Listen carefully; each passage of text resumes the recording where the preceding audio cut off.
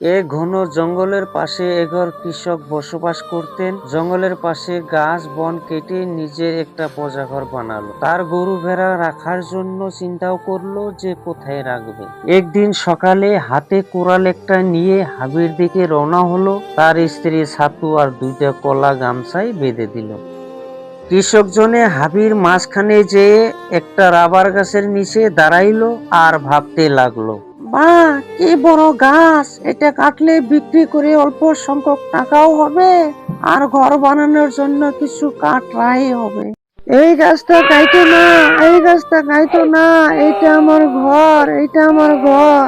তখন কৃষক জনে চোখ খাইয়া গেল আর দেখতে পেল এক লাল রঙের পাখি তার বাসার উপরে বসে কৃষকের দিকে তাকাইয়া আছে। এমন সময় বাতাস বয়ে যেতে লাগলো। গাছের পাতারা বলতেছে যে মাটি ক্ষয় হয়ে যাবে, লুনি আগুন বেড়ে যাবে। কৃষকজন বোঝার আগেই ছোট্ট একটা গাছের পুলি কৃষকের সামনে পড়ে গেল। কৃষকজন ভয় পেয়ে অল্প পিছন দিকে দাঁড়াইলো। কথা দিলাম দ্বিতীয়বার হাবিতে আসার আগে 100 বার ভাববো। কৃষকজনের কথা শেষ হতেই হাবি খান আর সব গাছগুছনি ফুসফুসায় বলতে লাগলো, কৃষক ভাই, আজ তুমি একটা ভালো কাজ করলে, আমাদের মন জিতে গেছো। তুমি নিজেই বুঝতে পারবে, তোমাদেরকে খালি হাতে পাঠাবো না, তোমার মনের 3টা ইচ্ছা পূরণ হবে।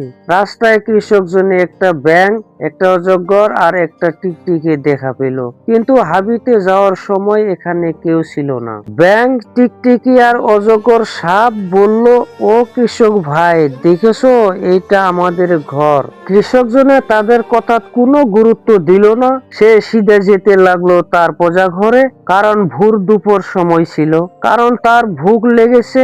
ঘরে যায় তার স্ত্রীকে বলল, রান্না বাড়া হয়েছে কি? আমার খিদে পেয়েছে।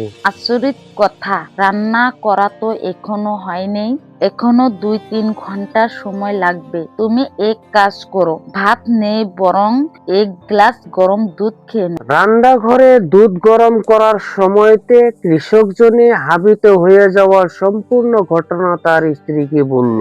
তখন তার স্ত্রী বলল, বাহ বেচারা। সাথে সাথে ভাবতে লাগলো, 3টা ইচ্ছা যদি সত্যি পূরণ হয় তাহলে তো কোনো কথাই নাই। দামি গাড়ি, মোনা ভর্তি টাকা আর পাটের শাড়ি ইত্যাদি, যে মন যায় তাই কিনতে পারবো। এইগুলো ভাবতে ভাবতে হাতে গরম দুধের গ্লাস নিয়ে বারান্দাতে এলো। কৃষকের সামনে মাটিতে বসে কৃষকের স্ত্রী বলতে লাগলো, গরম দুধের সাথে গরম কাবাব হতো, কি যে ভালো লাগতো। আচরিত কাণ্ড। কথা মতে কাজ। কথা শেষ হওয়ার আগে একটা থালিতে মাংসর কাবাব এসে কৃষক আর কৃষকের স্ত্রীর সামনে গাছপুলি হাজির। সে দেখে কৃষক জনে কপালে হাত দিল, হায়রে, ইচ্ছা পূরণের কি অপচয়, অন্য কিছু চেতে পারতো, কি করলো। অবশেষে কপালে ছিল কাবাব। বেচারি কৃষকের স্ত্রীরও দুঃখ লাগলো। কৃষকজন রাগ ও দুঃখে বলল, কাবাব যদি তোমার খাবার ইচ্ছা, কাবাব তোমার নাকে লেগে থাক। কিন্তু কি আচরিত, কৃষক জনের বলার সাথে সাথে কাবাব নাকে আটকে গেল।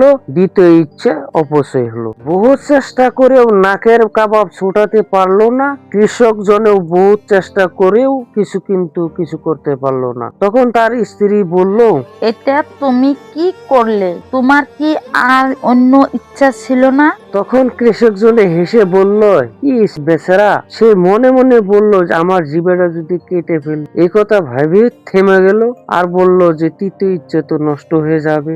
কিন্তু কৃষক আর তার স্ত্রী মাংসর কাবাব নাক থেকে দূর করতে পারলো না। দুয়ে ভাবতে ভাবতে কোনো উপায় বের করতে পারলো না। কৃষকের স্ত্রী লাহে লাহে বলল, আমার কাছে একটা উপায় আছে। তুমি যেটা উপায়ের কথা বলছো সেটা আমি আগে থেকেই জানি। কৃষক জনে তার স্ত্রীর পাশে যেয়ে কানে কানে বলল, কাবাব তুই দূর হয়ে যা। তৎক্ষণাৎ মাংসর কাবাব নাক ছেড়ে দিয়ে থালিতে দাঁড়ালো। ফলে 3য় ইচ্ছাটাও নষ্ট হয়ে গেল। দুইজনে আনন্দ মনেরে হাসি আর রাখতে পারলো না। দুই হাসতে লাগলো।